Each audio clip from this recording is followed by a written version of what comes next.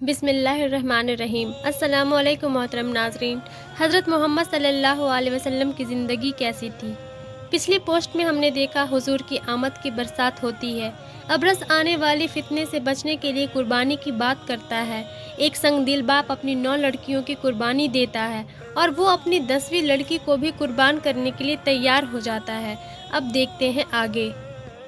कैस की आंखों से चिंगारियां निकलने लगी। उसने गजबनाक लहजे में कहा, कम अक्ल औरत, लड़की की मोहब्बत में डूबी रहने वाली मूर्ख, क्या जमीला को जिंदा रख उसकी शादी करूं? किसी को अपना दामाद बनाऊं? कसम है लात व उज्जा की, ऐसा कभी ना होगा। सलमा ने रोते हुए कहा, आप जमीला की शादी ही ना करें, वह तमाम उम्र कुंवारी बिता लेगी। कैस गुस्से से कांपने लगा। बोला, जलील हस्ती, यह तो और जिल्लत की बात है। दुनिया कहेगी कैस की बेटी को किसी ने कबूल नहीं किया। मैं इस जिल्लत को भी सहन नहीं कर सकता। सलमा ने आंसू बहाते हुए कहा, मुकद्दस माबूदों के लिए भोली भाली जमीला पर रहम करो, उसे बचा लो। कैस ने कड़क कर कहा, नहीं, हरगिज नहीं, यह नादानी छोड़ो, उठो, देखो जमीला सामने खड़ी सब कुछ देख रही है। परसों वह जिंदा दफन की जाएगी, आज ही से उसे सजाना शुरू कर दो। यह कहते ही कैस वहां से चला गया। सलमा उठ खड़ी हुई, वह गम से बोझल हो रही थी। जब कैस चला गया तो जमीला सलमा के पास आई। उसने आते ही कहा, अम्मी तुम खामोश क्यों हो? अब्बा के सामने हाथ क्यों जोड़ रही थी? आज अब्बा खफा क्यों है? वह मुझसे भी खफा है। जमीला की बातें सुनकर सलमा बेचैन हो उठी। उसने उसे सीने से लगा लिया, खूब भींचा। सलमा रोती जा रही थी और जमीला को भींचती जा रही थी। उसे इस तरह रोते देख जमीला तड़प उठी, बोली, रो नहीं, नहीं तो मैं भी रोऊंगी। सलमा जमीला की बात सुनते ही चुप हो गई और ठंडी आह भरकर कहा, मेरी आंखों की ठंडक, तू ना दुखी हो, मैं अब ना रोऊंगी। कुछ देर बाद सलमा घर के कामकाज में लग गई और जमीला खेलने लगी।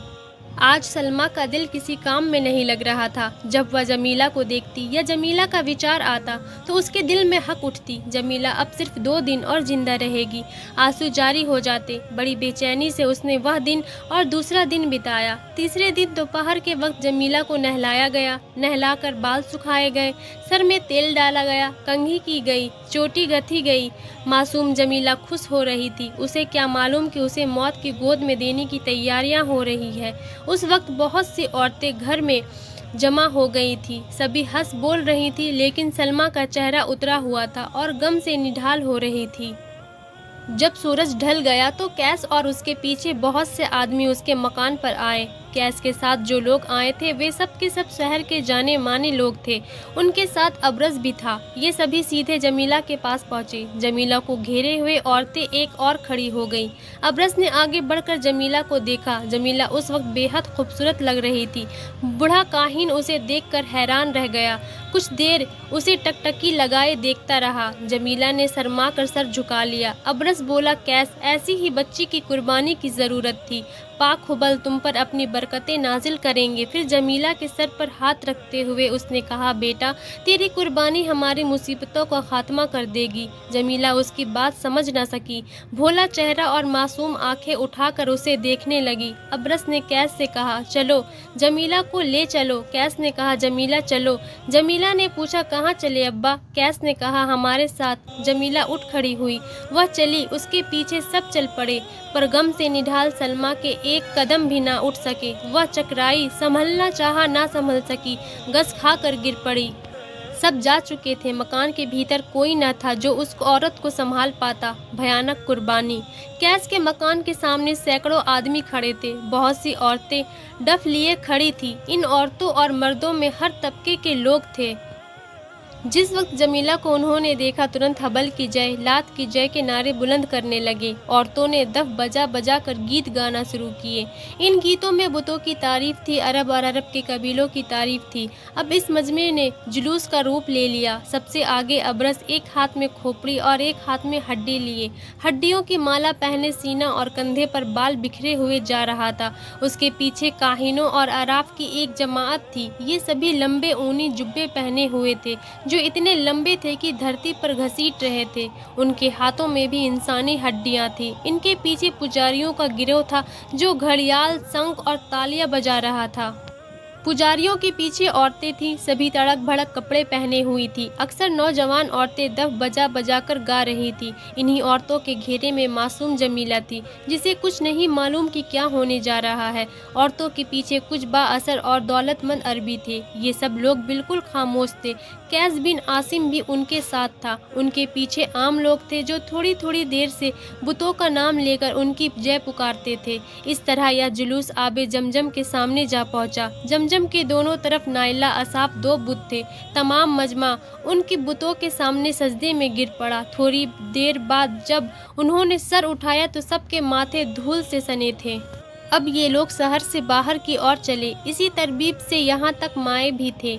यहाँ आकर मजमा बहुत कुछ बढ़ गया था। अब इस मजमे में ऐसे ऐसे लोग शामिल हो गए थे जिनकी गोदों में दूध पीती बच्चियाँ थीं।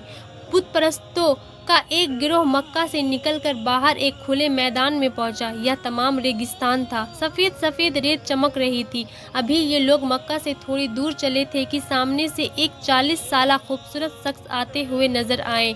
यह अरब के बहुत ही खूबसूरत थे। चेहरे से रोब व जलाल जाहिर था कि खुली आँख से ना देखा जाता था। जब वह उस मजमे के करीब आए तो अब्रस ने उन्हें देखा, मगर चेहरे पर छाए रौब की वजह से ना देख सका और नजरें झुक गया। वह अरब बढ़ते रहे। जब वह अबू तालिब के करीब पहुंचे, अबू तालिब ने मोहब्बत भरी नज़रों से देखकर कहा, आंखों की ठंडक, तुम इस धूप में ऐसी गर्मी के वक्त कहाँ से आ रहे हो? वह शख्स रुक गए। उन्होंने जवाब दिए, ए चचा, मैं हीरा की गुफा से आ रहा हूँ। अबू तालिब ने कहा, प्यारे मोहम्मद, चचा की जान, तुमने क्यों अपनी जान पर इतनी मुशक्कत डाल रखी है? क्या तुम्हें अपनी सेहत का भी ख्याल नहीं? जाओ, किसी सायेदार जगह में जाकर आराम करो। यह शख्स हज़रत मोहम्मद सल्लल्लाहु अलैहि वसल्लम थे। वह अपने चचा अबू तालिब को सलाम करके चले गए। उन्होंने ना मजमे की तरफ देखा, ना यह मालूम किया कि यह मजमा कहाँ और क्या करने जा रहा है। जब आप दूर निकल गए तो अब्रस ने कहा, कितना शानदार, खूबसूरत और शरीफ इंसान है। हुबल की कसम, मैंने पहले कभी ऐसा कोई इंसान नहीं देखा, लेकिन उसकी तरफ से खानदानों के जलील होने का डर है। एक बूढ़ा आदमी अब्रस के पीछे था। उसका नाम वर्का बिन नौफल था। वर्का अरबी भाषा के माहिर थे, तौरात और इंजील का पूरा इल्म रखते थे। उन्होंने कहा, अब्रस, अंदेशा ना करो। अगर हमारे खुदाओं में यह ताकत है कि वे अपनी रुसवाई पर रुसवा करने वाले को सजा देंगे, तो वे खुद सजा दे लेंगे। हम क्यों चिंता करें? अब्रस ने कहा, तुम सच कहते हो वर्का, मगर मुझे डर है कि शायद वे सजा ना दे सके। वर्का ने किसी कदर जोश में आकर कहा, अगर वे सजा नहीं दे सकते तो फिर खुदा कैसे? अब्रस ने हैरान होकर वर्का की ओर देखते हुए कहा, क्या तुम कह रहे हो? वर्का, तुम भी मुर्तद विधर्मी हो गए क्या? मुर्तद नहीं हूँ। तुम सब मक्का वाले सारे अरब के बाशिंदे अच्छी तरह जानते हो कि मैं अरबी जानता हूँ, तौरात और इंजील का माहिर हूँ, पर अपने मजहब पर कायम हूँ। पर यह मेरा इक़्तिदाद है कि खुदाओं में इतनी तो ताकत ज़रूर होनी चाहिए कि वे अपने इनकारियों को सज़ा दे सके और पुजारियों को इनाम दे सके। तुम सच कहते हो वर्का। यह तमाम मजमा अभी तक बढ़ा चला जा रहा था, यहाँ तक कि वह मक्का से 1 मील दूर निकल आया। चूंकि वह धीरे धीरे चल रहा था, इसलिए बड़ी देर में वहां पहुंचा। उस वक्त सूरज 3/4 मंजिलें तय कर चुका था। धूप में अब वह चमक और तेजी भी ना रही थी जो अब से 3 घंटे पहले थी। तमाम मजमा रेत के एक बड़े ढेर के पास रुका। पुजारियों ने यहाँ पहुंचकर घंटे और शंख बजाने शुरू कर दिए। कुछ देर के बाद एक आदमी बढ़ा। उसने कहा, ए गैरतमंद अरब, मैं अपनी बड़ाई बाकी रखने के लिए अपनी बेटी को जिंदा दफन करता हूँ। उस आदमी की गोद में 3 साल की एक मासूम लड़की थी। उसने लड़की को जमीन पर बिठा दिया और दोनों हाथ से रेत हटाकर गड्ढा खोदने लगा। यहाँ तक कि देखते देखते उस संगदिल बाप ने लड़की को गड्ढे में फेंक जल्दी जल्दी उस पर रेत डालना शुरू कर दिया। लड़की चीखती चिल्लाती रह गई। रेगिस्तान का एक एक जर्रा तो उसकी चीख से कांप उठा, लेकिन ना पसीजे तो वे इंसान, ना पसीजे जो भेड़ियों की शक्ल में वहां मौजूद थे। फिर क्या था? इसके बाद जो लोग लड़कियां लेकर आए थे, सब ने मासूम लड़कियों को गड्ढे खोद खोद कर दफन करना शुरू कर दिया। अब कई आदमियों ने मिलकर एक बड़ा और गहरा गड्ढा खोदा। जब गड्ढा तैयार हो गया तो कैस जमीला को लेकर आगे बढ़ा और गड्ढे के किनारे जा खड़ा हुआ। जमीला देख चुकी थी कि गड्ढों में लड़कियां दफन की गई है। इसे इसका एहसास हो चला था कि जिस गड्ढे के किनारे वह खड़ी है उसमें वह दफन की जाएगी। اس نے حسرت بھری نظروں سے اپنے باپ قیس کی طرف دیکھا، کہا پیارے ابا، کیا تم مجھے اس گڑھے میں دفن کرنے کے لیے لائے ہو؟ قیس نے کہا ہاں جمیلہ، تم نے ٹھیک سمجھا، عرب میں لڑکیوں کے رہنے سہنے اور پلنے بڑھنے کی گنجائش نہیں ہے۔ جمیلہ گھبرا گئی، اس نے پوچھا میرا قصور کیا ہے؟ تم مجھے کیوں دفن کرنا چاہتے ہو؟ قیس نے کہا ہماری خاندانی بڑائی اور نجی غیرت ہم کو ایسا کرنے پر مجبور کرتی ہے۔ جمیلہ رونے لگی، اس نے ہاتھ جوڑ کر کہا ابا، پیارے ابا، اگر تم مجھے کھانا اور کپڑا نہیں دے سکتے مت دو، میں ننگی اور بھوکی رہ لوں گی۔ آہ ابا، ابھی مجھے دفن نہ کرو۔ یہ کہتے ہی جمیلہ قیس سے لپٹ گئی اور اس کی نگیسی آنکھوں سے آنسو کی دھار بہنے لگی۔ قیس کی درندگی نے جوش مارا، اس نے کڑک کر کہا ابھی دفن نہ کروں تو کیا تجھے اس لیے زندہ رکھوں کہ تو بڑی ہو کر بیائی جائے، کوئی آدمی میرا داماد بنے، تمام عرب میں میرا سر ذلت سے جھک جائے؟ کبھی نہیں، ہمارے خاندان میں کوئی لڑکی زندہ نہیں رکھی گئی۔ جمیلہ کا خوبصورت چہرہ اتر گیا، موت کی تصویر اس کی آنکھوں میں گھوم گئی، وہ جلدی سے اپنے باپ کے پاؤں پر گر پڑی۔ اس نے کہا پیارے ابا، مجھے بچا لو۔ بے رحم باپ نے جمیلہ کو اٹھا کر گڑھے میں پھینک دیا۔ گڑھا گہرا تھا مگر تنگ تھا، جمیلہ اوندھے منہ گر پڑی۔ قیس نے جلدی جلدی گڑھے میں ریت گرانا شروع کر دیا۔ جمیلہ اٹھنے کی کوشش کر رہی تھی لیکن ریت اس تیزی سے اس کے اوپر گر رہی تھی کہ اسے اٹھ کر کھڑی ہونے کی مہلت نہ ملتی تھی۔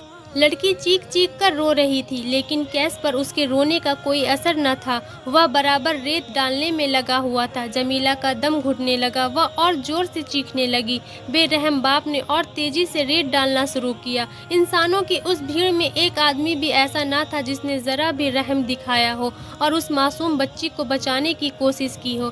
دھیرے دھیرے لڑکی کی آواز بند ہونے لگی، ریت برابر ڈالی جاتی رہی یہاں تک کہ بچی کی آواز پوری طرح بند ہو گئی۔ گھنٹے اور شنکھ کی آواز میں تیزی آ گئی۔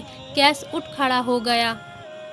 وہ اب بہت خوش تھا، جیسے اس نے کوئی بہت بڑا اور اہم کام انجام دیا ہو۔